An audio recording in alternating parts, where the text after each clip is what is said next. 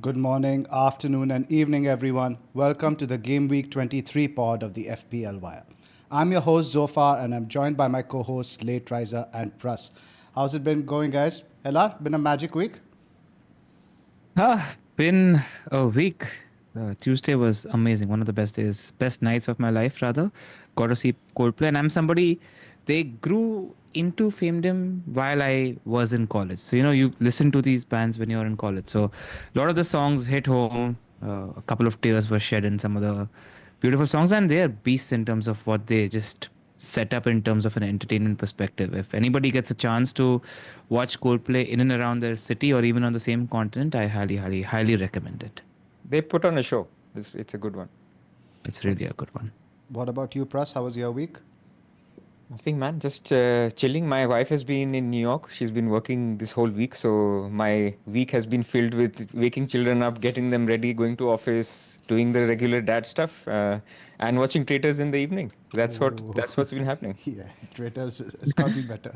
We'll talk about it later. It was quite funny, today. So I've had a fully FPL'd out day. So there's been the article, there's the team selection video, there was the FPL show which happened today, and they get us in 15-20 minutes before the show begins, and Sam and Kelly were discussing Traitors. And while doing the sound check, I'm like, please no spoilers, please no spoilers. And the production unit was also like, yeah, don't worry, we're not going to do spoilers, which was quite fun. But everybody in the production unit was also talking about Traitors, which was quite a fun Man. experience. It's huge. Like they're getting like 12 million views an episode live, which is quite big. Like there's no other reality show in the UK that matches it. Insane. Zoff, what's been up with you? Nothing much, man. Been a busy week. I've had some family over, had some few weddings, etc. to attend. You know me, I'm not a very social person, so it's a bit out of my comfort zone. But it's almost done now. And to our viewers, we'll not be doing Friday pods anymore.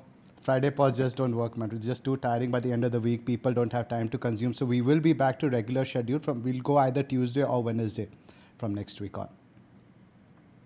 Cool. Cheers. Let's get started. Sponsor plug.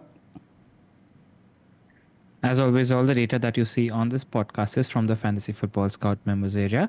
I really, when you're focusing on a certain team, I really like the team profile tab in the members area, where you can basically just click on Liverpool and get the data just for that team, whether you're looking at shots, chances created, expected data, etc. So, which is what we've taken a few images for this podcast. So yeah, if you do want to become a member, click on the links in the description below. And NordVPN is back. So as you guys know, NordVPN has been a long-term partner of the FPL Wire. If you're bored of the streaming libraries in your country, with NordVPN you can access content outside your region, get access to a wider library on your favorite streaming services. And if you're traveling outside your country, you can access your home library content. Every purchase of the 2-year NordVPN plan using the link nordvpn.com/the FPL Wire will receive an additional 4 bonus months on top. TV show recommendations, guys. What have you guys been watching? Traitors, man. Genuinely just been watching Traitors. There's way too much on the telly. The list to watch gets bigger and bigger. There's Severance that I need to catch up on. There's Patalok for the Indian viewers, which I thought this first season was phenomenal. So I'm quite looking forward to the second season as well. And our boy Prus did an FPL Have a Beer pod, which I'm looking forward to watch this weekend. Oh, you heard about it. I was actually gonna tell you guys. He was asking that he wants you guys on. He has no way to contact you. It's a nice show, and I'd actually shout them out. It's Gary from FPL Have a Beer. It's a very he goes in depth, like why did you do it? Why did you do this? And so it's actually a nice chat. Yeah, I'm looking forward to watching that. I'm putting that on the weekend. What about you guys? What have you been watching? So I needed more Traitors in my life, so I actually watched Traitors Australia season 1, and bro, it's Traitors on steroids. The UK seasons haven't come close to that. You need to watch it. It's gonna come on iPlayer here soon. One more thing added to my list. Yeah, it's really good. Did you watch the Silo finale, season 2? I know LR, you're watching. I mean, no spoilers, but did you watch it? I'm on episode 2. I've been so behind on everything that there's just a long list of things happening. Cool. So moving on to Nord. Nord also has an efficient anti-malware and anti-spyware protection tool. It highlights any attack and deletes it before it makes a mess of your computer. Grab your exclusive NordVPN deal by going to nordvpn.com/the FPL Wire. It's completely risk-free with Nord's 30-day money-back guarantee. Sign up using the link in the description below. Cool, guys. Let's kick right off. And I think to this game week, I think primarily the focus is on the next. It's a bit of a weird one. All we are talking about this week, I think, are Liverpool assets. To an extent, even the Everton assets have re-entered the conversation. And I think the big decision that people have this week now is to decide whether to go for these assets on this week or the next. So to provide some context for you guys on the audio, we have the goal projection odds up here. Liverpool are projected to score 3.4 goals. Compared to the next best team, I think that's Tottenham at 2.55. So there is very much every incentive to go this week. They also have the highest clean sheet odds. But I watched your team selection video, Pras. I think you're more keen on 1 week of information primarily because we do expect Liverpool to rotate now midweek, having pretty much guaranteed first or second spot. What do you think we will gain by waiting a week? Just some security. I just think the first premise is that if people are making moves to change their team, which is already looking good, I don't like that too much. So the first thing is a lot of teams look good. Like they're asking me questions in my team selection. Should I bench Munoz or Hall? And I'm like, dude, they're both amazing. Or Rogers. So a lot of players have very, very good fixtures this week. So if you're going to basically go for a Gakpo or a Alisson or a Van Dijk this week and then be benching one of these gems, then that's reason number one. That you don't need to do that. Yes, they play Ipswich. Yes, there is upside. But there is some upside in waiting. There is also the school of thought that you can go now. So I don't want to create this thing of you should never buy a Liverpool third player. I think there's a huge upside to do it. I just want to say that it's a very team structure dependent thing. People with an injured Solanke, people with a frustrated owner of Jackson, or even our pod partner LR, a Haaland owner. Those guys have a striker slot free. And why would they buy a Chris Wood? Everybody's got points from Chris Wood. There is an opportunity there to go Gakpo. I get that, completely get it. Similarly, people could have an injured defender. They could say, look, I'm just going to get Konate, man. Like, why should I bother with anybody else? So I think putting that into context, I just want to say that you could wait, and the reasons to wait are as follows. Reason number one, your team looks good. Reason number two, there is a very small chance of a double happening. In 24, we already have a confirmed double. In 25, we could have a double. That double could be Spurs-Fulham. And that would be contingent on Spurs winning the Carabao Cup, which happens after game week 24. So there are complications there, and we talked about that in the last pod. But there is a chance, and there is also weather-based postponement possible, right? This week there could be a weather postponement that happens after the deadline. So you may never know. Even that, by the way, the weather thing is not really as much. The weather has not hit England. The deadline is 3 p.m. or actually 1:30 p.m. and the game's in Liverpool. I think the Liverpool game is 3 p.m. So these are all very small points. But if you can wait, there is no harm in waiting, is basically my perspective. Where do you stand on it, LR? I'm in agreement with Pras. Like in his situation, I would have waited because he's already benching somebody who's got a decent fixture this week, right? And most, like he mentioned, most players have decent fixtures. So whether you get in a third pick, whether that third pick's a defender or an attacker, is genuinely so team dependent. If you have a weak defense, I have no problems with people going Van Dijk.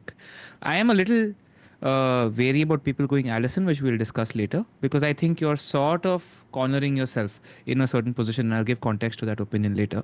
And if you're going for a midfielder, Diaz or Soboslai, and if you're going for a forward, Gakpo. Out of the three attackers, currently I do favor, after Jota's injury, Gakpo the most, because he does seem like he has substantially more minutes compared to everybody else, and we have some data later which we'll talk about. So I'm in agreement with Pras. If you can, I do like the idea of holding on to the third Liverpool spot if your team so permits and if you're facing a good team, because that extra game, if Spurs get the double, I think that's the most important factor amongst the factors that's Pras cited, where if you could help it, I don't mind playing the attacking assistant manager chip in that double. The only caveat or my issue is I'm just not a big fan of this double from a Liverpool standpoint. And even if you're looking at Spurs in Gameweek 25, they play United. It's not a guaranteed win. So all the three fixtures that sort of emerge as a part of the double-double, three of them that we know that currently exist as of now are a bit dodgy.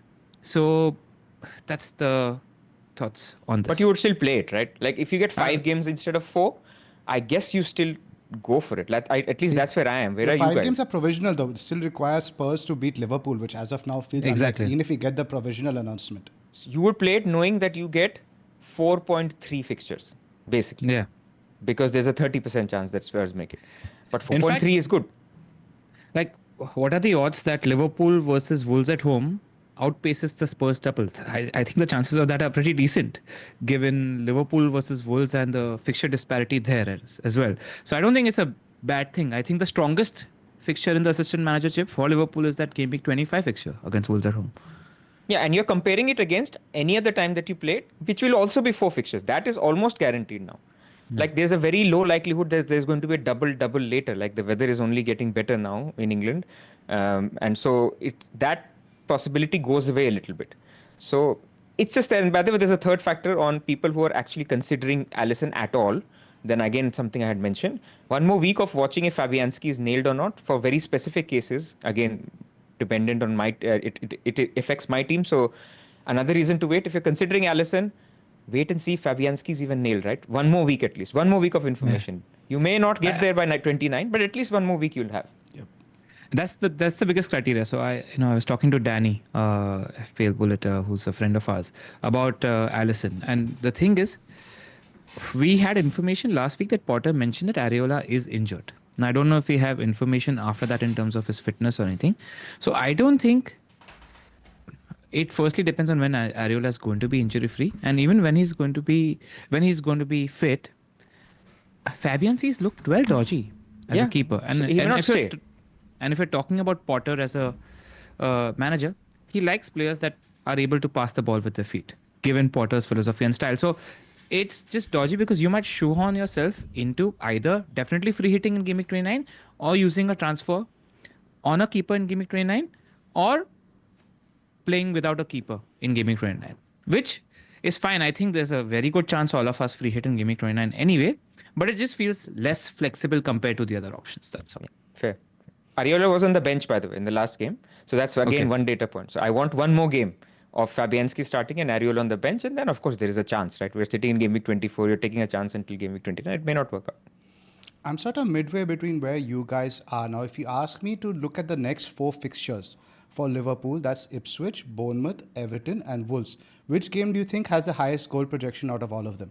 I'm looking at single fixtures, not game week. It would be Ipswich? Ipswich. So why are we giving that up? If you're pretty... We are not. I mean, like, it depends on team structure. So, but why not attack that? It's replacement values of, like, if who are you then selling? Like, are you selling João Pedro home to Everton? So it's the delta. So let's look at some of the players, right? So I think let's just give people an idea. Let's say like a Chris Wood, for example, Pras. Now you've had Wood for 2 to 3 game weeks, and we were discussing this earlier in our chat that Bournemouth, while is okay, the fixtures sort of get difficult from here onwards. So is it this the week to do it, or do you go the week after? For example, you look at Forest goal scoring odds over here. It's 1.23. Liverpool's 3.4. That's nearly 3 times. So you could argue that obviously Chris Wood gets a bigger share of the goal pie than we expect Gakpo to get. But wouldn't that be a transfer you think provides you that immediate benefit this week and the next? It could, yeah. I think selling Wood for Gakpo is doable. If you want to be conservative, you don't have to do it. But I think it's doable. Like, it's not, like, I would not stop anybody from doing that. Where do you stand on that, LR? Because I think you're much more aggressive guys in terms of attacking, like with a João Pedro or a Wood. Where do you stand on that? So let's say we are all waiting till tomorrow for the team news, right? Now, I just thought about this scenario. What if we come to know that the front 3 for Liverpool is Salah, Darwin, and Gakpo, which looks very, very likely for what it was. So then you're thinking that, okay, there's still no guarantee that Diaz is going to be not playing on the left wing when Gakpo is there. That's a slight thing. Also, just while thinking this thought, would I be tempted to get Darwin then? If he's starting tomorrow and there's a positive trajectory, then as a no. So I don't mind the extra bit of information here, like Pras said. And especially with somebody like Wolves, with Wood, who's been on an upward trajectory, the team's playing well, he's on penalties, he's got 80 plus minutes. I don't think, because you're not going to captain him, right? So I think it's fine. I don't think it's a necessity. Unless let's say, I mean, who are you going down from anyway? Because every other striker is pretty cheap. So you're not going to fund anything. You're not going to gain, like if it's helping you do something like a Robertson or a next defender to Trent, I fully am for it. But apart from somebody like me who has Haaland, nobody else is in that position where they're going to use the cash to upgrade something else. So I'm okay. I understand why you'd want to play safe with this. Like you said, I think you can go both ways. I think there is some Yeah. scope for aggression. But in general, we were talking a couple of weeks ago how Ipswich have improved defensively. And the general trend is teams who are at the end of a hammering do shore up a little bit the next week. They work on the defense. And do we expect now Ipswich to concede and again 4 or 5 goals? We look at Liverpool's attacking numbers, you indicate that it could happen. They're averaging over 3 XG a game. How do we expect that fixture to play out? I think context is quite important because Ipswich had 2 days less of rest compared to Manchester City. And when it comes to a thin squad like City, Ipswich's, it does matter. So that's the thing. And I think Grease wasn't playing and Tuanzebe wasn't playing. He's likely possibly going to be fit for this week as well. So they didn't have a fully fit. And even if the teams that was playing was first choice, think of it as like in FIFA terms, 60%, 70% load. Like, I think that played into sort of City's hand where they had the 5-6 goals, which is why I was quite keen on captaining Haaland and taking this chance one last time as well. I mean, can I just have a little rant? 6 goals, 1 goal. I mean, could have given me little bit of Seriously. a parting gift, but that's what it is.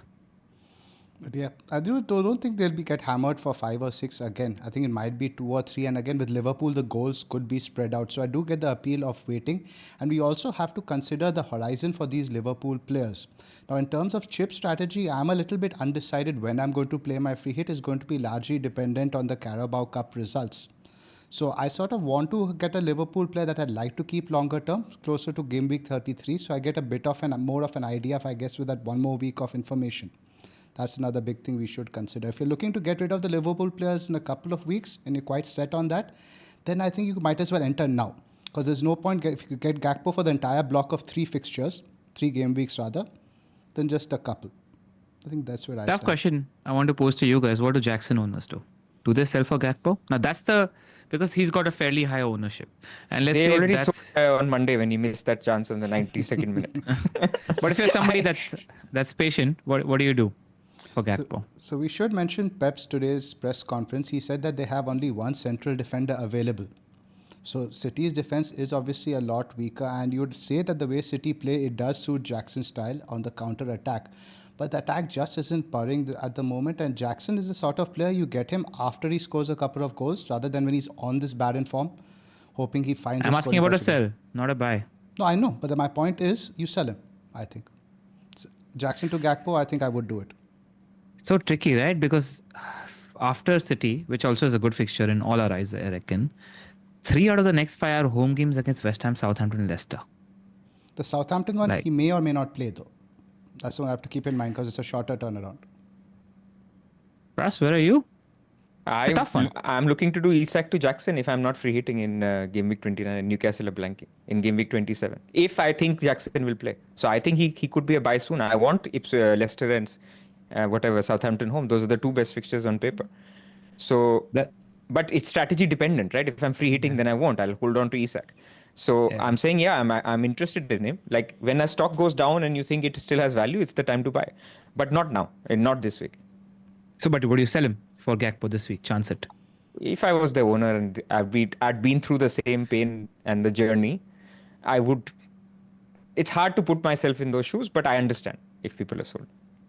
Would you, either of you all be tempted if we came to know that the starting front 3 is Gakpo, Darwin, Salah, to go Darwin instead of Gakpo? No. No? See, what you want is like I feel like it's a good time actually to go to that Newcastle, that Liverpool schedule. I don't know if you had that slide that LR had in his team selection. You remember the one which shows the games that they have in the middle? Yeah. So, but anyway, even if we don't, we can use the Lego money one. I think the thing that everybody is looking at right now is Ipswich. That's great. But I think the thing everybody is ignoring is Wolves at home. Because what happens is, if you look at Liverpool's schedule, they have obviously the Ipswich game, then they have the European game. Let's say everybody rests. Now, like LR said it in his video, it's not always black and white. Not everybody will rest. But let's assume the big guys we're talking about rest. Then they play the Premier League game. Then they play the Carabao Cup game. Then they all rest again. And then they play Everton again. Now, will they all play Everton again? And if they all play Everton again, will they all play Wolves at home again? Which is basically 4 days later. So, what I'm trying to say is we are taking advantage of Ipswich now but we're also sort of putting under the carpet the fact that they may not play Everton away and Wolves at home both. This is the one, yeah. This is the one, yeah. So just after Everton away, the weekend is Wolves at home. I'm sure you want Wolves at home. And then later down the line, I'm sure you want Southampton at home, which is game week 28. I want a guy who plays all these games. Yeah. It could be Gakpo. It's definitely not going to be Darwin. Like, I would be very shocked if that is Darwin. So just going back to the schedule thing, plus one point I wanted to make over here. Now, before Wolves, they actually have a blank, right? Because they will not be playing that European playoff round. So after the FA Cup game, they'll actually have a free midweek. Then they'll play Wolves. And then I was talking more in context of Darwin. You know, like Right. Like when it's a blank, anyone can start.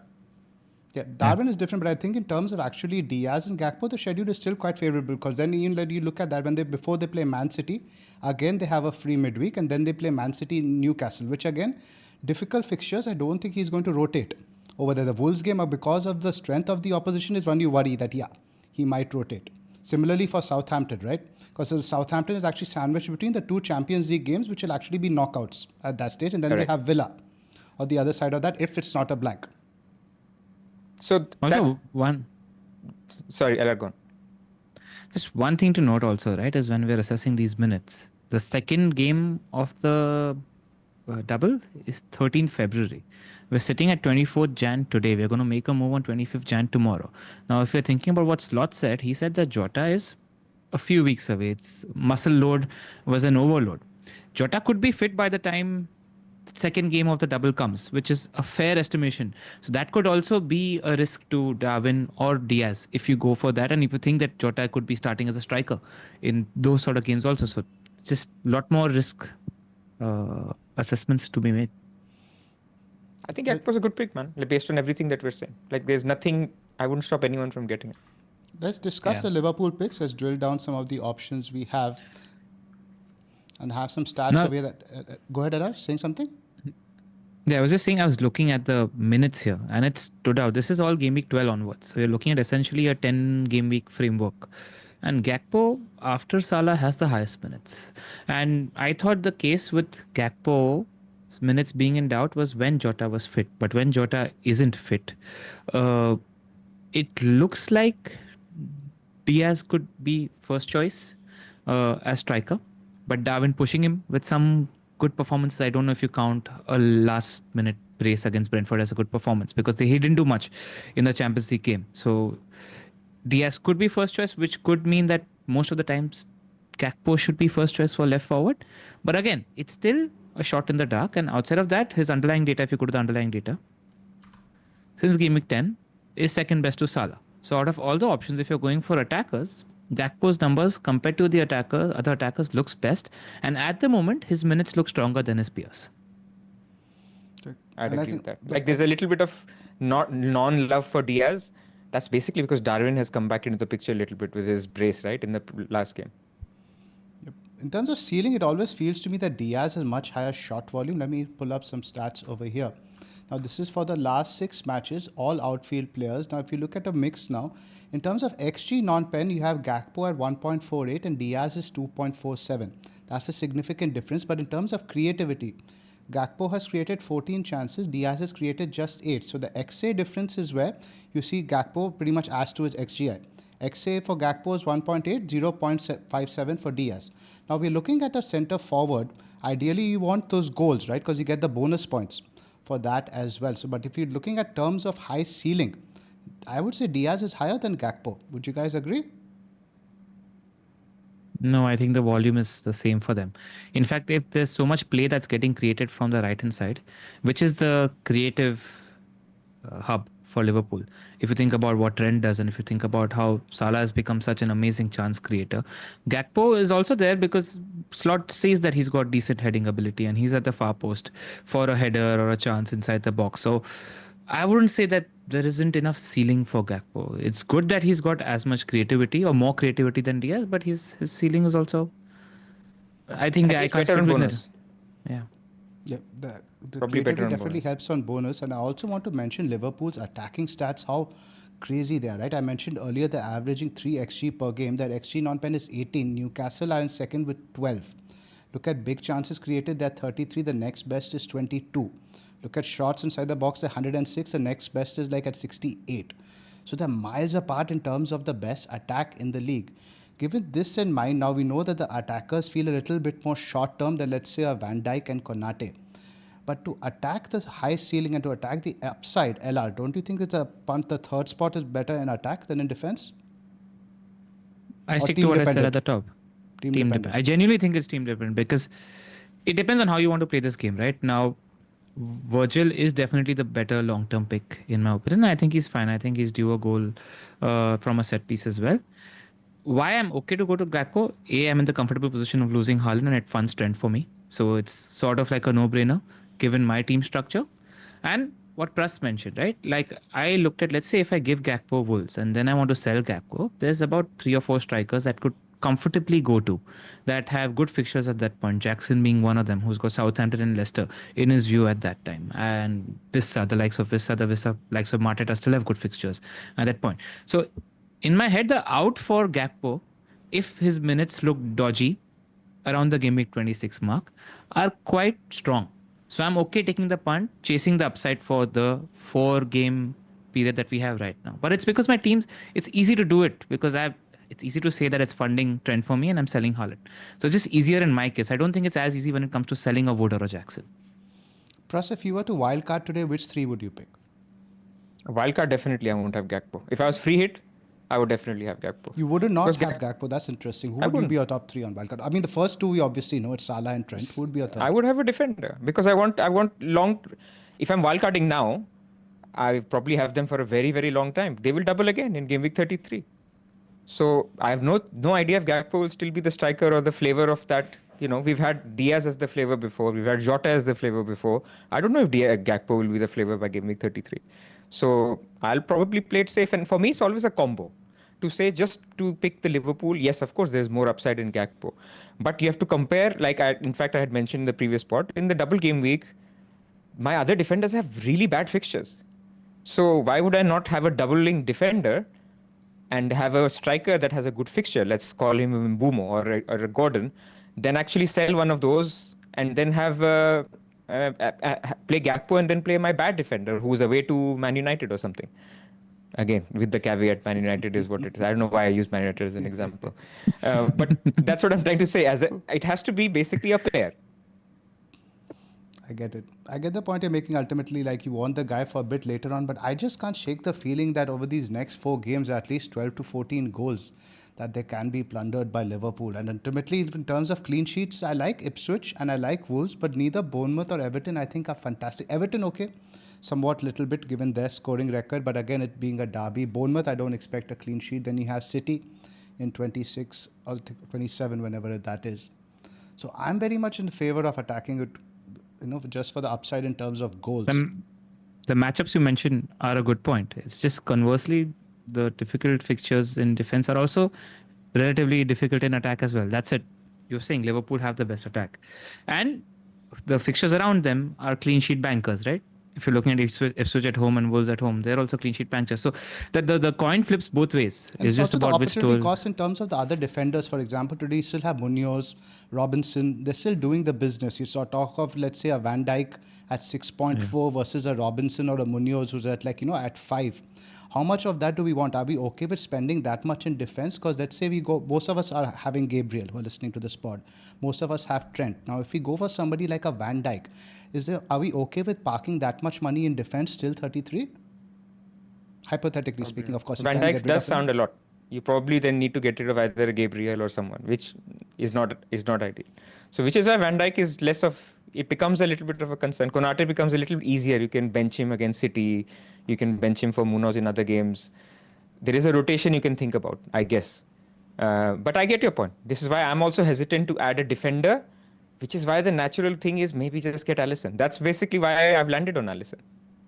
Yep. I'm just Also, I don't think Van Dijk is too much. I'm just go ahead. Talking about the money thing, right? So you guys have Gordon with your money at the moment, and you guys have Wood, etc., who are now on the high-end spectrum in the brackets of midfielders and attackers that you guys have at the moment. When the fixtures for Newcastle will get difficult in a bit, the fixtures for Forest are getting difficult in 3 game weeks, at that time you're likely going to go down, and there are options that are down. I've been living with Ahmad and Sar for a while, and there are many options in that budget bracket, and there are a few Bournemouth midfielders emerging in that bracket as well. So eventually, when you're just looking into the future a little, the teams that you're going to target and the assets that you're going to get outside of Boomer are relatively going to be cheaper. So I don't think the money is going to be an issue. So I don't think Van Dijk spending 6.4 on a Van Dijk is too much. I just wanted to add that at a point. And plus, I want to say that if you were on Wildcard, you wouldn't get the third Liverpool pick. You would do exactly what you're doing right now and wait until next week to see if the double. Yes, so that's the right answer. Of course, that's the right answer. But actually, one other point that I wanted to make to Zoff. So, Zoff, you had that points projection, right? Like, what they have done, or I think LR had it. Just go back to that. Let's have a look. Like sometimes we overplay the upside and we underplay the defender. Like Gakpo has basically matched Trent, but if you compare him to anybody else, so like he's done very well, right? We've all seen Gakpo has done very well. The difference between him and Van Dijk, or let's assume Konate would have got the same number of points because Konate was injured. Between him and Konate, 10 points. So 10, 13 points. So it could also flip the other way. So I'm just saying it's not, sometimes we play it up so much that it's simply just structure dependent. Like your other defender that you have sacrificed, that we will now play alongside Gakpo, instead of getting the double defender, it could balance out. Like I'm just saying it's not as big of a difference. It's not going to be a season changing. It's going to be season changing if you're going to basically swerve Trent and you try to go someone else. Then you're basically playing with fire a little bit because he has that upside. I don't see the same because the main talisman in the team is still Salah. You're triple captaining Salah because you expect that if it's a 2-goal game, Salah will have a goal and an assist. I mean, then that's 1 assist for Gakpo. The difference is 22 points plus between Van Dijk and Gakpo over that period. I think the average is for Gakpo 4.9 per start, 2.7. That's a significant difference. How long is this in the game? Game week 12 onwards. 10 game weeks. 10 game weeks. Okay. Fair enough. So in 10 game weeks, if it is that, then 20 points. 20 whatever. I can't see the table properly. But I'm just saying it's the third pick we're debating. It's not the first or the second. So that was 1 point. And Van Dijk's underlying numbers, I found them to be quite interesting. Now we talk about Gabriel being this massive goal threat, right? Gabriel's had 16 shots in the box. Van Dijk's had 14. Gabriel's had 5 shots on target. Same thing as Van Dijk. So the goal threat is very much there. His header is coming. I do think that is coming. But just at the opposition you look at, I think Ipswich are very good in the air. Everton are decent in the air. But to counter-attack that, Wolves are horrible. They've conceded the most goals from set pieces in the league. So you can essentially do that. In terms of bonus also, I think he's pretty much up there with Trent, I remember, if they keep a clean sheet. I don't remember how well he does on the bonus. I think Baker's in the chat. He can probably tell us more. Baker wants the boss lie. I saw his tweet this morning. We should talk about him as well. He was in Josh's DMs all week, and just to cite Josh's opinion as well, if you guys don't know Josh's distance covered, he said he can't find an attacker whose minutes he likes after Salah. And while we think that Gakpo is slightly better than Diaz, in his opinion, he thinks that Diaz is capable of covering both positions, centre forward as well as left forward, which counter attacks the slight first choice perception that we have of Gakpo as a left forward. So he's saying I can't split between the minutes between the two, and the fact that Darwin's just hitting a little bit of form muddles it up even more, which is why if he was on wildcard, he would go for a third spot with Virgil or Alisson. He won't go elsewhere. So this is Josh's opinion, who does incredible work with the Anfield Rap and Redmond TV, and he's featured on this pod more than a few times. That's very interesting. I thought he'd be big on Gakpo, and sort of maybe I wanted to hear that he was big on Gakpo, a bit of confirmation bias, but we haven't got Zoff, you should get Gakpo, man. You've made great points, and I think you have that feeling. You should go for Gakpo. I think he's a great pick. I don't think there's any reason to tell anybody not to pick him. I think it's all just going be prepared to use a transfer later, which is fine, man. That is fine. I need to attack it because being a 900, I need to play a little bit more aggressively, but I'm not sure on my enabler. We'll talk about that in the next section. I might want some more information for that for 1 week, but it's all going to depend on how frisky I feel tomorrow when I see the lineups. You know what works really well? I was thinking if I was going to go Gakpo, because I feel he'll be a transfer out. Cunha. From 27 onwards or 28 onwards, Wolves fixtures are great. Will he even be at Wolves? If he's there, of course. Because then he has a good Forest / United. Yeah, whichever team you prefer. But Wolves is a good entry point, or your boy Nico Jackson. You can get to him, like I was talking about, like his fixture, Southampton, Leicester, man. I think Nico Jackson is going to have to do a lot more before I buy him again this season. That's twice He's left my team. Calling it now, 24th Jan. In about 2 weeks' time, we're going to look at how to buy Nico Jackson. I hope so. Yeah. I certainly do. And what we I should believe talk in him. about people selling Palmer as well. I think he's in the top 3 most sold players this week. I just don't get that.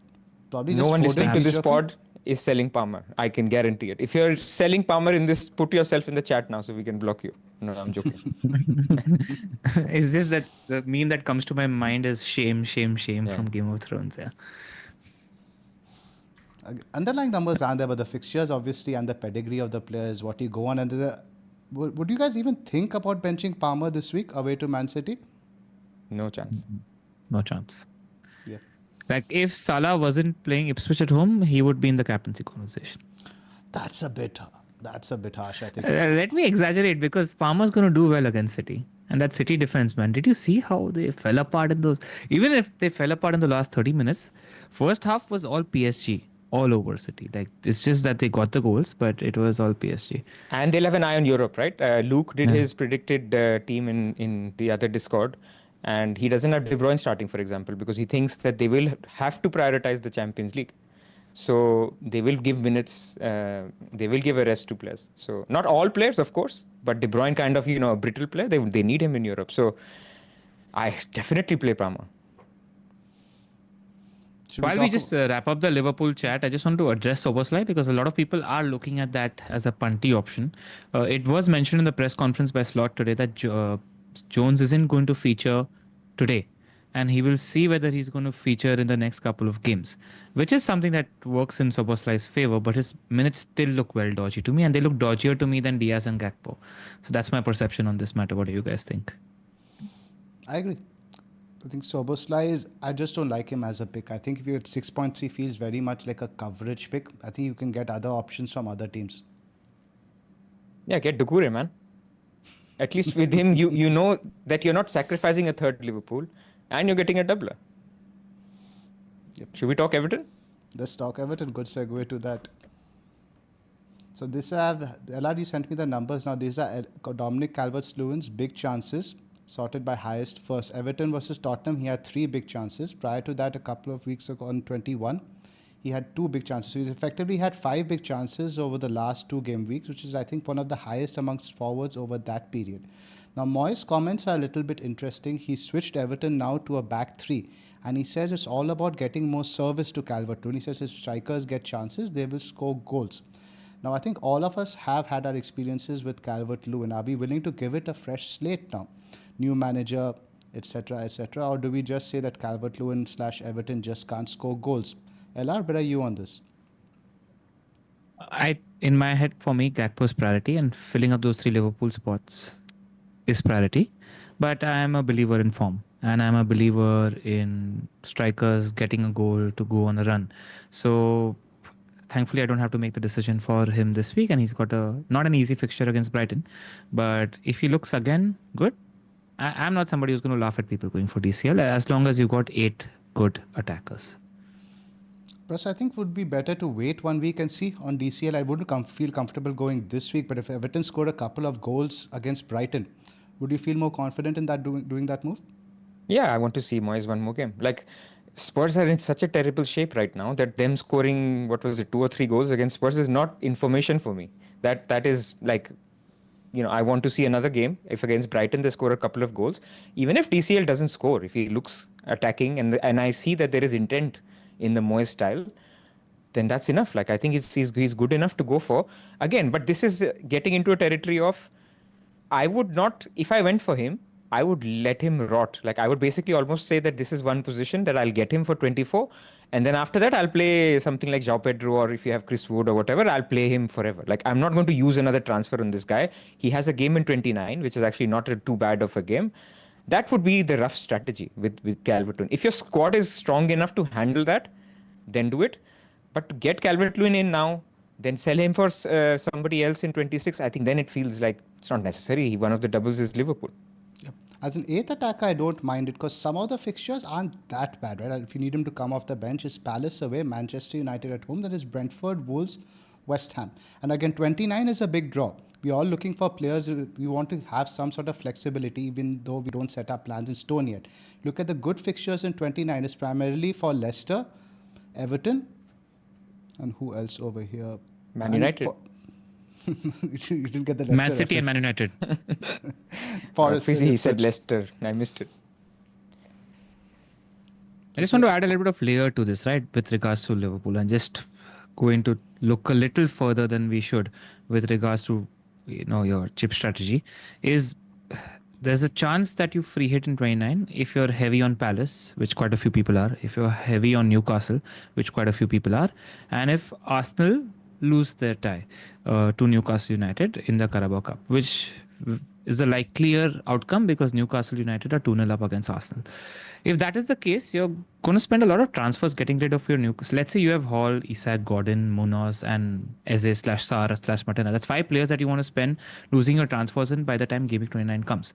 So you already sort of know whether you're going to free hit in 29 depending on how heavy you are on these teams and the outcome of the Spurs-Liverpool game. Now, if Liverpool win that game, then even Salah and Trent, plus third Liverpool player that you'll add, will come into the picture, which is why the likelihood of you using the free hit in 29 goes higher if Liverpool are also blanking, and depending on how many transfers you have saved team structure. So the interesting part about Everton is that they have got a decent fixture in 29. So if it looks like you're not going to use a free hit, if you're lighter on Palace, lighter on Newcastle, or lighter on Liverpool, there's a chance that DCL could be useful in 29. If not, the caveat with DCL, if you're looking at the schedule, is because the blankers in 29 have a double in 33, you need to start thinking a little bit about whether there's a possibility of you playing a bench boost in Gaming 33. I just wanted to add that Everton have City at home in Gaming 33. And you don't want to spend too many transfers if you're looking to play the bench boost and then wildcard after the bench boost in 34, 35 for the assistant manager chip. So I just wanted to add that while you're making these moves, just keep an eye on the Gameweek 33 fixtures. Whether they're going to be, if you have 2 or 3 options, this could just be a tiebreaker to serve. Whether they're going to be useful options for the bench boost in 33, which is why, Zoff, you spoke about selling Sar as an option. There's a chance we BB and then wildcard after. So I don't know if you want to necessarily sell a Palace player while they have a good enough fixture. So just wanted to add that layer. Again, I want to see another week on Sar, because again, the numbers are trending downwards. Mateta is playing a lot more forward now. He's sort of passing to Eze, and Eze is creating everything. I'm not even sure that Sar is now an option I want to keep long term. So again, that's one more week of information I want to see that, because Brentford at home is a very good fixture. If I don't see very good underlying numbers over there, I'm okay with losing it. I'm on the same boat with Sar. Cool. So any other picks? There's Ndiaye, there is Doucouré, and then there's defense. So Doucouré had a look at his position map and stuff. He had essentially the last game, not a single chance created, not a single shot. When your team has scored 3, you can get as far as you want, but if you're not creating or shooting, you're not getting any returns, right? So again, it might completely turn around. And like LR said in one of the previous spots, he's playing that Fellaini sort of role. So it could be this sort of a game state against a team like Spurs where they were more playing on the counter. They didn't need Doucouré as much against a team where, let's say, they don't have as much possession. Yeah, it's possible. I just like the Doucouré slot. Maybe it's just very team dependent on mine. That I definitely want a Bournemouth midfielder from game week 25 onwards, because their fixtures are very, very good, like super good. And by the way, this is like weeks ago that LR called it out with Eno's recommendation. Yeah. So it's great. So it's the same price point. And I'm thinking game week 24 for a for a Bournemouth midfielder is not that great.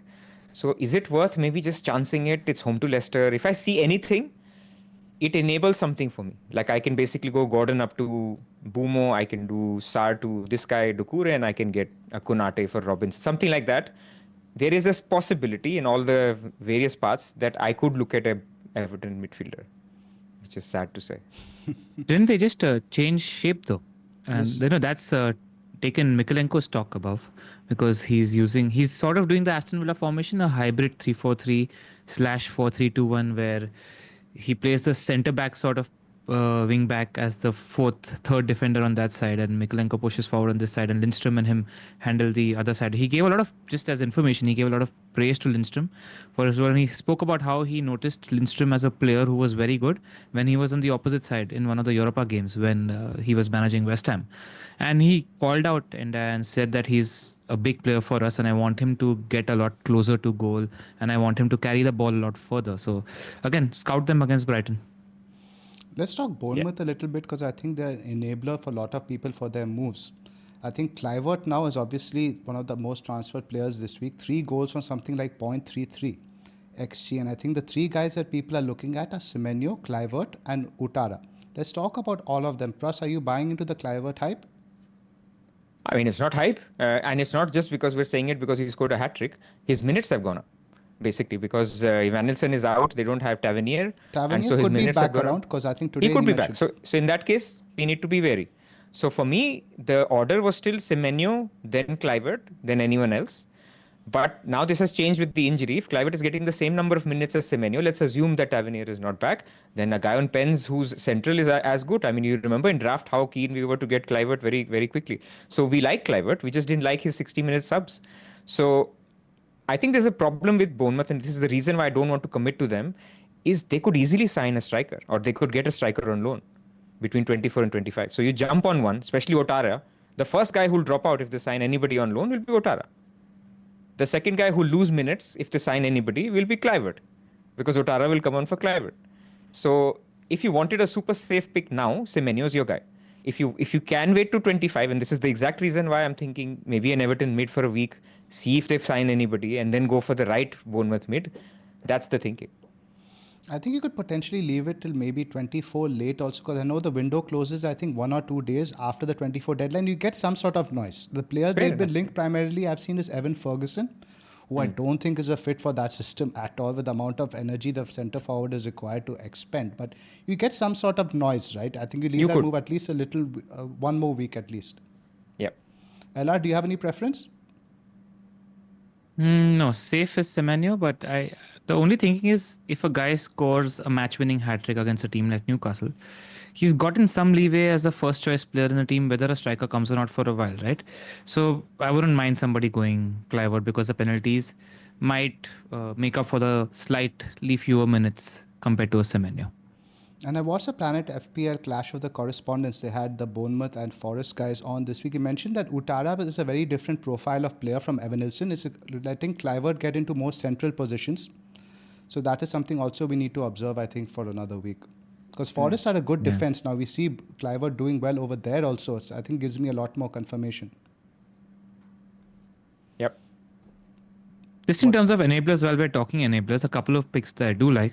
People that have maybe sold Rodgers along the way, now is a great entry point for Rodgers. He's got a great run of 3 fixtures. So Pras, if you're looking to make a move, or somebody's looking to fund a move that looks fairly comfortable as a placeholder for a Bournemouth midfielder later, I think Aston Villa have got West Ham, Wolves and Ipswich. It's likely blank at 29 though, because that's the most likely one. Liverpool are the ones. And their fixtures are bad now.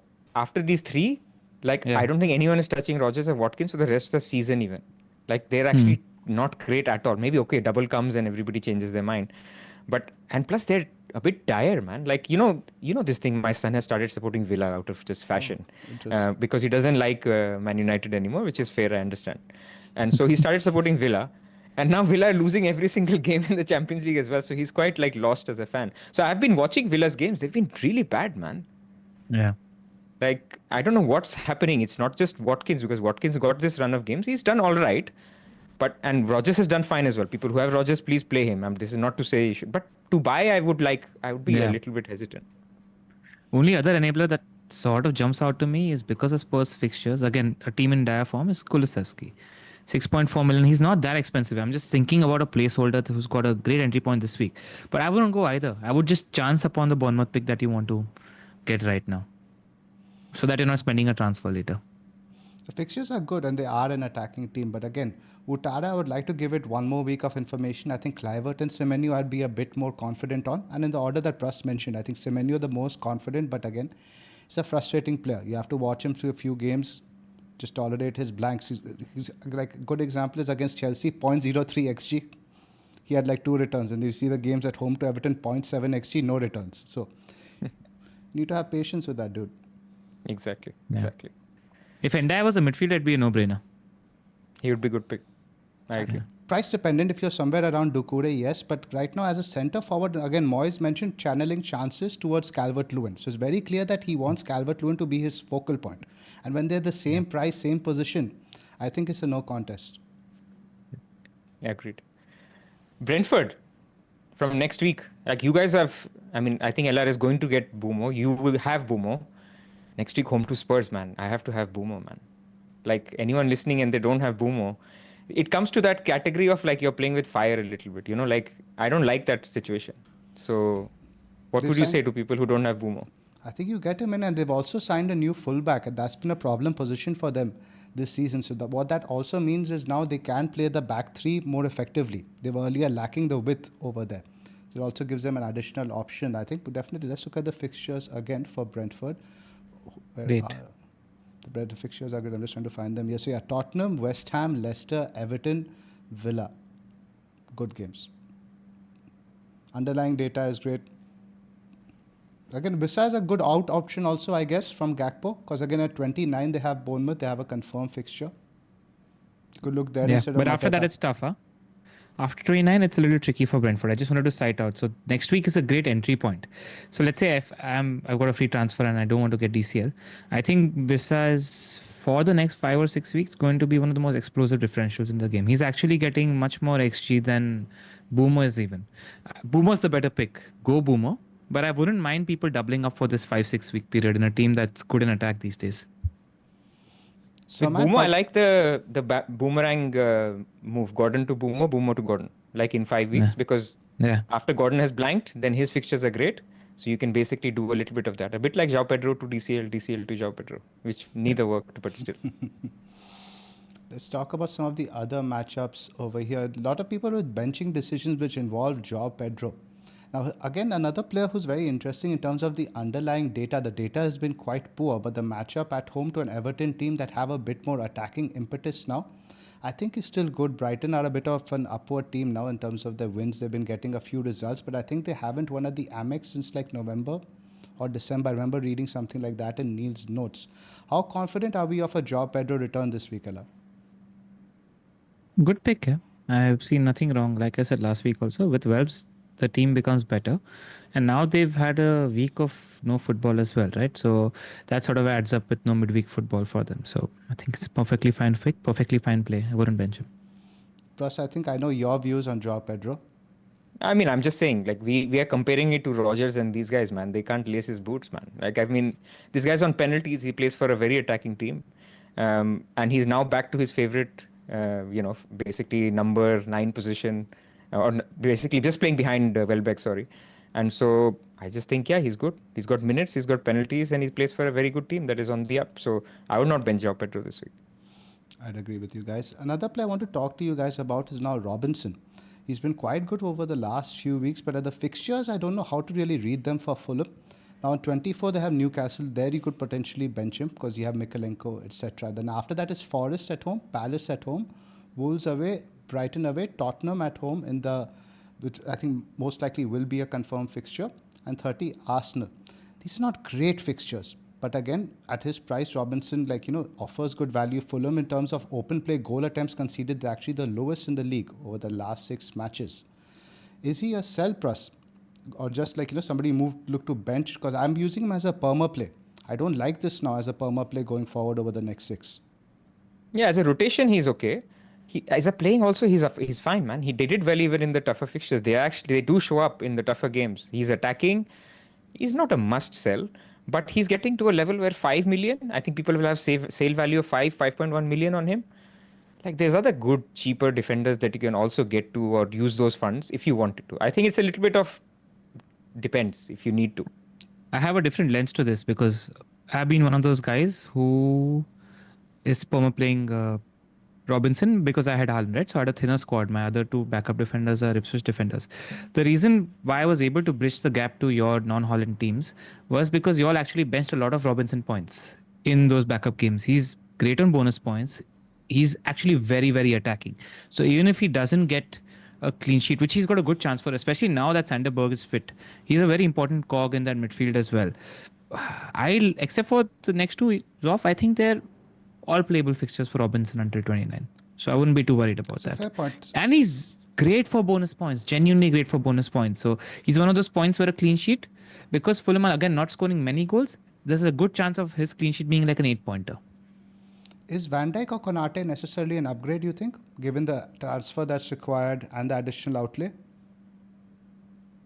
Yes, extra game, better defense. Do you concur, Pras? Yep. Because that's a decision I have to make. You have some decent home games. Everton home, Southampton home, Wolves home. Like Liverpool defense is good, man. Data tells us they're good. And you'd spend the extra on Van Dijk over, say, a Konate? Because I'll explain to you the decision I have to make. For example, now I have Greaves, who's pretty much a dead spot. I can now go Greaves to Konate or Robinson to Van Dijk. What do you think about that? You would have 4 elite defenders. That's the problem. You would have Van Dijk, Trent, Gabriel, and Munoz. No, Robinson. So are you prepared? I don't have Munoz. I have Robinson. Oh, you don't have Munoz. Okay. I have Henderson in case, goal, so that's somewhat bit patching it. I mean, Van Dijk is like I was saying on Deadline Dilemmas or something. Like I would be tempted as Van Dijk as my third pick on free hit. Like a lot of people would be tempted to go Gakpo, but for just that goal, Van Dijk is a great pick. We underplay him because his defense and goals are less predictable, but he's a great pick. Yeah. And I could be talking about depth, right? I think if I go Konate, I definitely want a fourth guy who's good. I don't want a Mikalenko who's sitting there. But if I get Van Dijk, I'm okay with Mikalenko as my fourth and Greaves as my fifth. There's a bit of a difference you have to weigh up there, right? So just wanted your guys' views on that. Anything else you'd like to discuss in terms of any particular matchups or teams? Just one player to add to your watch list, Richarlison. Solanke's out for about 6 weeks now. And Pras and I have good memories with him from last season. Spurs do have a good enough fixture. So if people are in the market for a striker soon, I think he's going to be starting up front now, provided his fitness is fine. Just watch out for that pick. Cool. Let's do a sleeper plug before we do our bus teams. Yep. So we want to basically plug the whole app itself. So what we wanted to say is, if you download the app, which is the barcode on the top right or the QR code on the top right, it's basically more than just the fact that you can play the pick'em game, which we've talked about in the previous videos. It's more than just the fact that you can play the draft game. They're trying to build a football ecosystem. Basically, it's got content creators who are trying to publish news articles, publish basically what's happening. There's some alerts that we get. Basically, there was one news that was recent that was broken on Sleeper, which I got as an alert, which I didn't see anywhere else. So basically, it's if you want to check it out, you can do more than just play these games. Of course, if you want to play these games, the QR code is for our Pick'em League is at the bottom right of this. And if you join us, there's lots of prizes, which we've talked about in the past. And if you're not sick of us, go ahead. We're going to be there doing video content on Sleeper on Tuesdays and Wednesdays. So, if you want more of us and if you're not tired of our YouTube channel, we're going to be doing some exclusive content on Sleeper, along with some other content creators that you guys might be familiar with as well. And plus, there's some competition starting up in our Discord, right? There's 2. There's the last man standing. So if you're a Discord member, so I should first say, if you want to join the Discord, you have to be a Patreon member. So patreon.com/the FPL Wire or a YouTube member. And so we are starting this competition starting this game week. So if you want to get involved, this is the time right now. We are starting a last man standing for everybody who's there, which basically means a percentage, let's say the bottom 10% each week for FPL scores keeps getting eliminated. And there's a traditional, like a Champions League Cup, where there are rounds and there's basically head-to-heads, and we will have a winner. There will be prizes that will be available for the winners, which we will announce in due course, but get involved. Fantastic, Pras. Let's do our bus teams now. This is me with Sar on the bench. So I've got Henderson in goal, Trent, Gabriel, and Robinson, Bumo, Salah, Palmer, Gordon, Joao Pedro, Wood, and Isak, with Sar, Mikalenko, and Greaves on the bench. 1.4 million in the bank. So the 3 options I have that I listed in my team selection videos. I have exact cash now.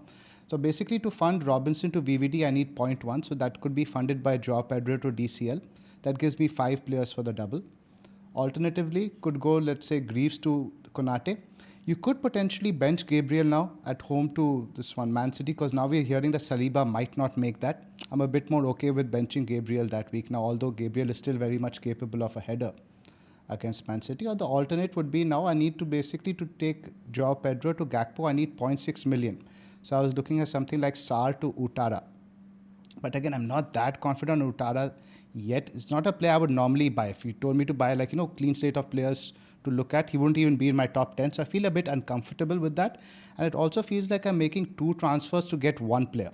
Of course, I'll get the benefit of Utara in 29, maybe. But it sort of feels like I'm forcing the move. Do you guys agree?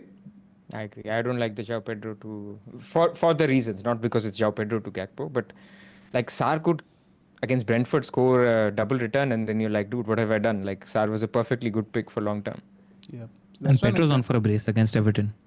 That's pretty much it. So I think I'm now in the camp of potentially giving it 1 more week and then decide with 3 transfers, maybe something opens up. Maybe next week I decide to do Pedro and Wood out for maybe DCL and Gakpo. It's a much cleaner route. I save 1 transfer. I can even bring Wood back because I'm not as downbeat on Wood despite the difficult fixtures. I think they're going to keep scoring goals. So it gives you a bit of flexibility and it saves 1 transfer as well. So the way I'm leaning now, I think I will wait this game week out, get more information. I prefer that for you. Yeah. And just a word on Wood and Forest defense, right? Like they have been fantastic, right? I mean, we keep shitting on them, or at least I keep doing it. Like you don't have to go there, you don't have to do it. They have been fabulous. My basic point is that now when they encounter bad fixtures, if you're chasing and getting him, then what's the point? Like you are already behind all those guys who've got points, and this is not the same as you missing out on Salah's points or Palmer's points. It's Chris Wood, man. Try to go someone else and try to beat him, and if you lose, you lose. But I just think there is opportunity to go different because the fixtures are not there, and they could be a drop off. We could be wrong, but there could be a drop off. I mean, we had a conversation 3 or 4 weeks ago. If right now, if you're buying, would you buy Mateta or Wood? Mateta's cap pace, so it's not like Wood has steamrolled. Even though Wood has done well, Mateta's done well too. So fixtures do matter. Next up, I think this is Dibbling, this ULR, and Haaland, of course. Yeah. I've got Raya, Munoz, Gabriel, Robinson, Salah, Palmer, Sar, Ahmad, Haaland, Isak, Pedro. As mentioned on the team selection video, I'm likely going to do Haaland to Gakpo, which funds Dibbling to Boomer, and Greaves to Trent for me, which then gives me a much more robust squad. I'll still have 1 free transfer. So I'll go into next week with 2 free transfers. In case the Assistant Manager chip is needed, I can sell Gakpo. There are many options that I like in the striker spot. Vissa would be who I would probably get next week if I want to use the Assistant Manager chip. So I've thought this through, and that's it. So I want to not use the 4th free transfer, and Robinson and Ahmad will be benched. I like it.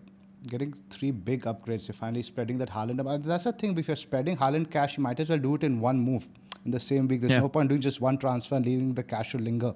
Spread that around. Big upgrades. And it seems fairly obvious, and I like that it seems fairly obvious because they are probably the best picks in their positions as things stand. The only other people on my watch list that I'd consider, Mateta, Vissa that I mentioned in up front, Diaz in midfield, and Van Dijk at the back. Just one note, a lot of people are looking at selling Raya or Gabriel or an Arsenal defender. I do want to mention that after 25, 26 and 27 are clean sheet fixtures for Arsenal.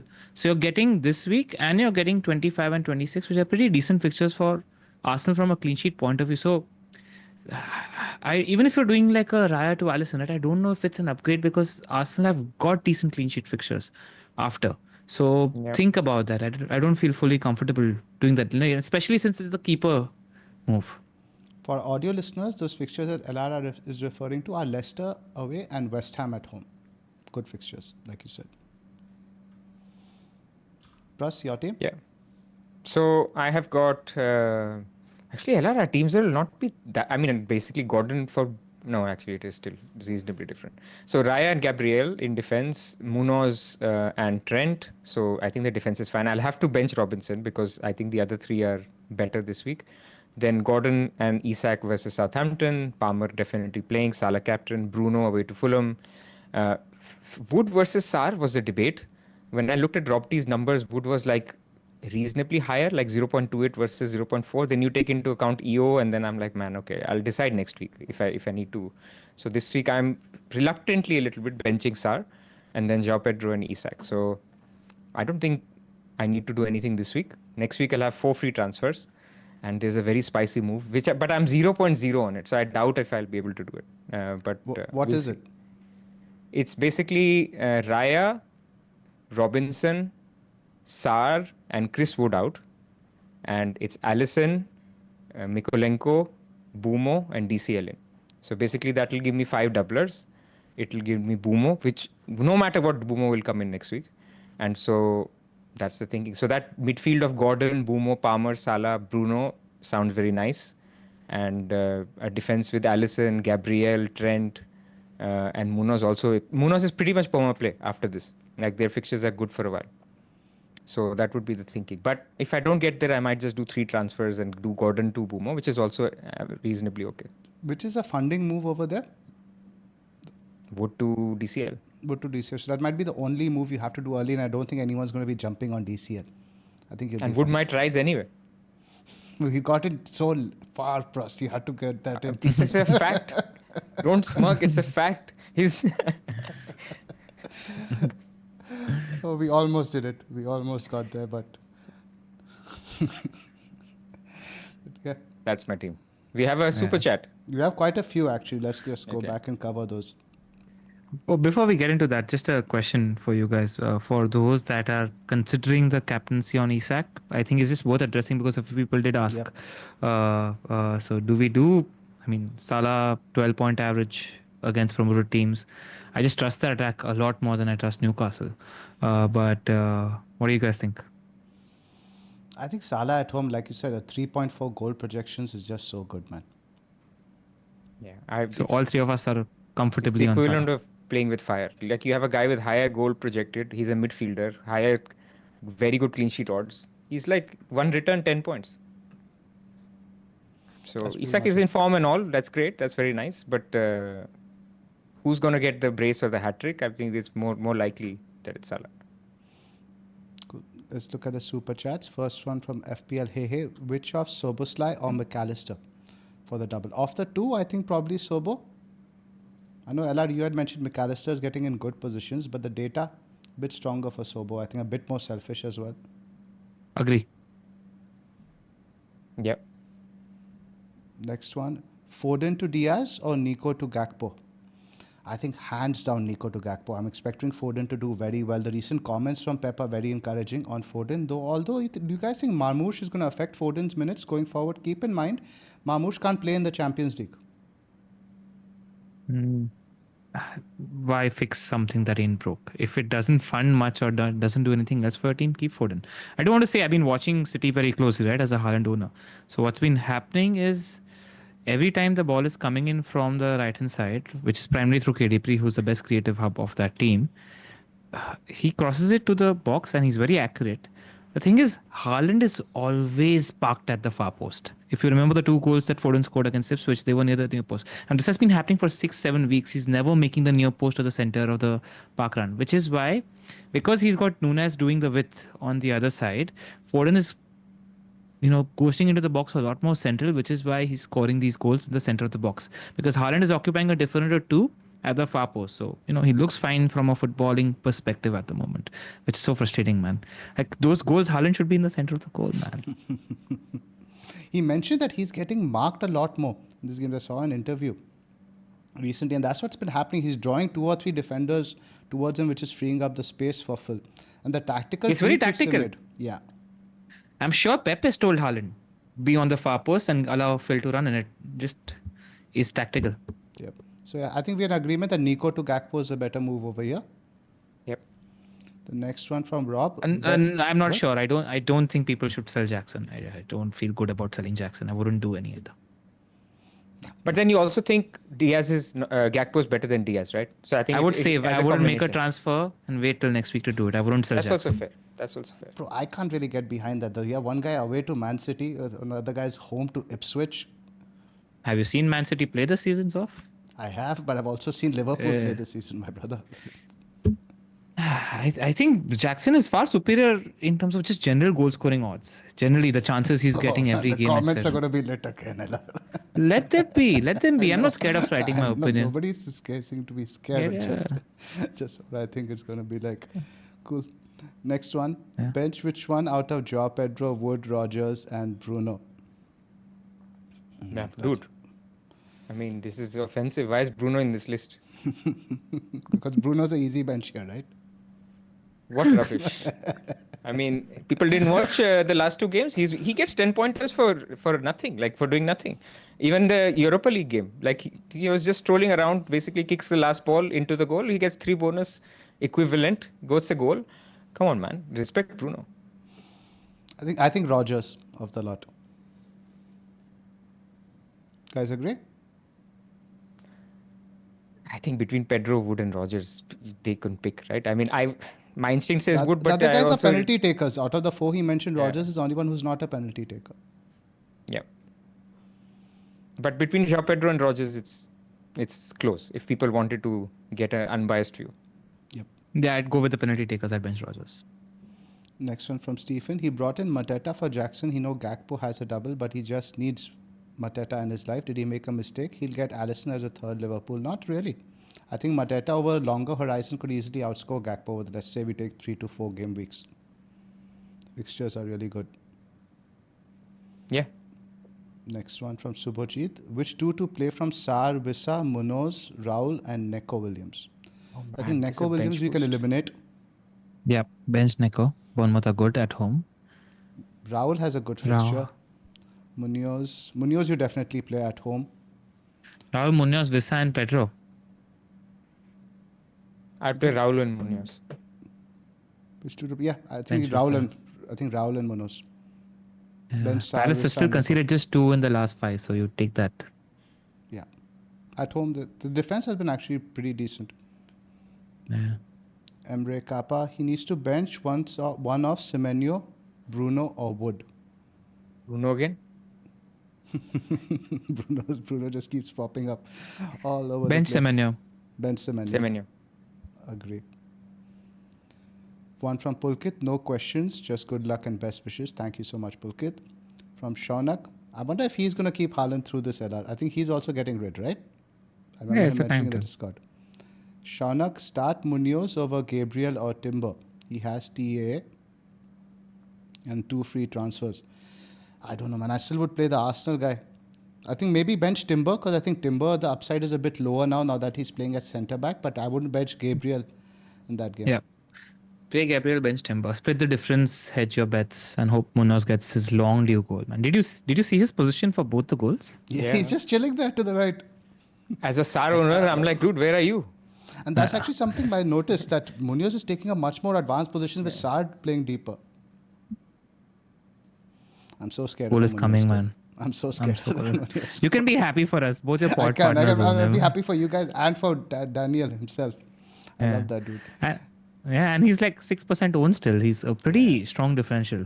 He is. Next from Rahul Menyon. 3 FT, would you sell Chris Mateta for Gakpo this week or next? Also Salah TC, no brainer. I guess that's for 24. And again, it depends if you're not going to use the Assman, etc. Chris or Mateta. Sell next week. Sell next week. Give it another week to observe. Yeah. Another appreciation super chat from Aranya. Thank you. From Yogesh, start 1. Gabby. I can't tell what the other one is. Palmer. Other one is H. Could be Hall. Hall. Oh yeah, probably Hall. You're right. Palmer, man. Palmer, obviously. But why are you benching Gabriel and Hall? Yeah, who do you have in your team? No, Yogesh, you need to tell us again what your team is. From Michael O'Sullivan, Game Week 24, Isak and Ahmad to Wissa and Bumo. This is for next week. Don't sell Isak. Yeah, Isak, I just don't see the reason. I think it probably... Even Ahmad is great, man. Who does Ahmad have in 24? Fulham. No, No, Fulham is this week. 24. He's got a good fixture, if I remember. Palace at home. Decent fixture. Decent fixture, yep. Yeah. I just want to say about Isak, right? A few people were falling into the trap of selling him for a Gakpo this week because they don't know who else to sell. Like, remember Isak's second half of last season, man? This is where Newcastle will come into their own because the other teams around them are playing in Europe, whereas Newcastle United are not. And that's a factor that's going to be in favor of Forest as well. Just in general, that will add up the further we go into the season. So just wanted you guys to note that.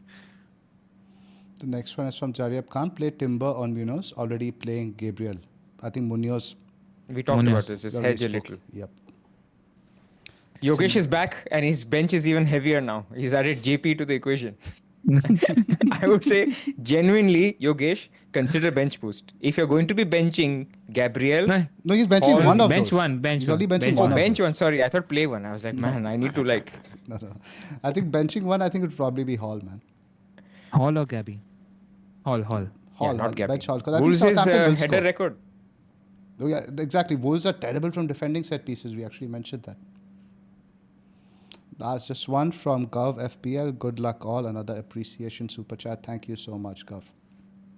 Thank you. Just with regards to Saliba, I think Arteta's not ruled him out this week also. So, Yeah, it's Arteta. so He's not going to rule him out even if he's lying on his deathbed. yeah, but just worth mentioning that he could even just play this week. Like it couldn't be like something that could be a long-term injury. So just wanted to add that. Fair enough. Cool. Let's wrap up. Yep. Cool. So there's a question on chip strategy. We will talk about it next week. Not because we will have more information, because the cups actually happen the week after. But people would be considering a chip next week. Could be the assistant manager, could be triple captain, and if you're Yogesh, could be bench boost. So we'll see. Cool, guys. Great chatting to you once again. We'll be back next week. We'll let you guys know the time. Most likely, I think either Tuesday or Wednesday. Have a great weekend, and we will see you next week. Bye for now. See you. Bye, Haaland.